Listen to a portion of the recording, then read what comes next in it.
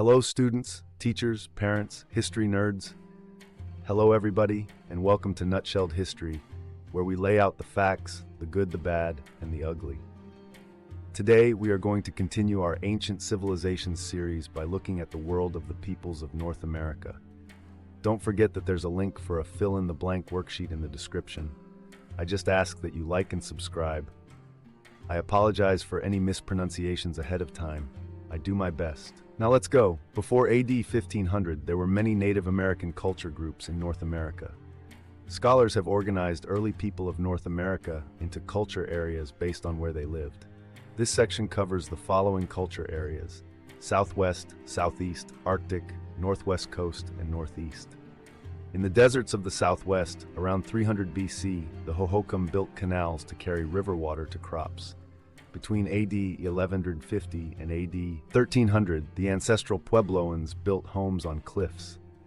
The largest of these housing complexes, at Mesa Verde in present-day Colorado, had more than 200 rooms. The cliffs offered protection from enemies. The ancestral Puebloans also built villages on the ground, which they modeled after the cliff dwellings.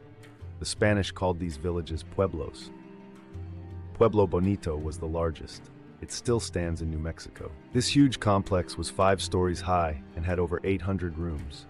In the center was the kiva, a round, underground room used for religious ceremonies and meetings. The Adena and Hopewell of the Northeast farmed in the Ohio and Mississippi River valleys. They built earthworks, which were large piles of earth shaped into burial mounds, bases for structures, and defensive walls. By AD 800, these cultures had disappeared.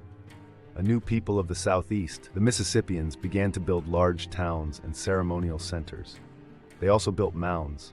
The homes of rulers and nobles sat on top of the mounds. By about 1100 AD, their great city of Cahokia, in present-day Illinois, had 20,000 people.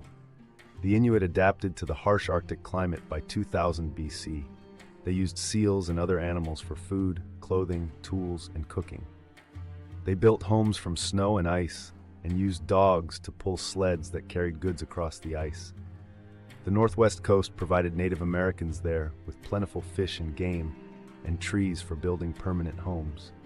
Wealth gained from trading surplus goods was shared in potlatch ceremonies.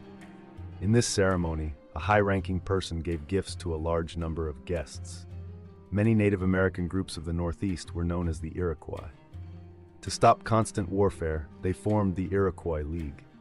This was an alliance of 5 Iroquois groups, known as the Five Nations. Alright, here's your recap.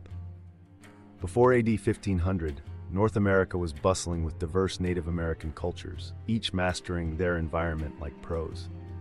In the Southwest, the Hohokam built canals to water their crops, while the ancestral Puebloans built epic cliffside condos with over 200 rooms at Mesa Verde. Talk about prime real estate with a view.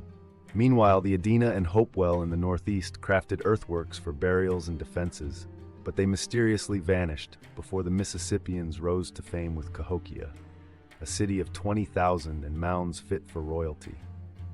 Up north, the Inuit showed Arctic resilience, turning seals into multi-purpose tools and building homes from ice.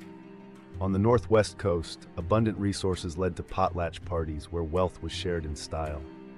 And in the Northeast, the Iroquois got tired of fighting and formed the Iroquois League, a historic lesson in teamwork. There you have it, folks. That is the peoples of North America nutshelled. Thanks for stopping by Nutshelled History. Now, go nutty on those like and subscribe buttons for me, and I'll see y'all next time on Nutshelled History.